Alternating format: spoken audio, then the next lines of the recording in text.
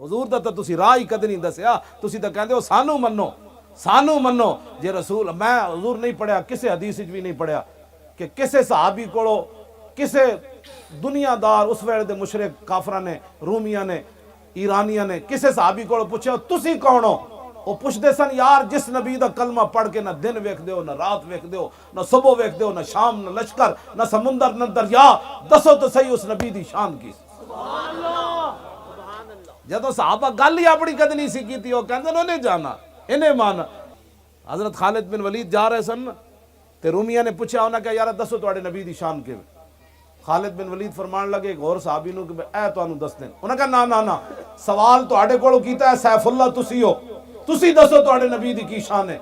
خالد بن ولید ایک کو جملہ فرمایا ٹائم کوئی نہیں، میں اگے جانا ہے، المرسل علی قدر المرسل، وہ تو بھیجنے والے کی شان بن کر آئے۔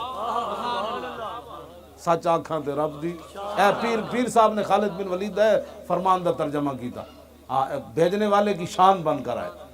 پرواز میں مدحت شاہ جب میں آؤں، تارش پر فکر رسا سے جاؤں، مضمون کی بندش تو میسر ہے رضا، کافی کا درد دل کہاں سے لاؤں۔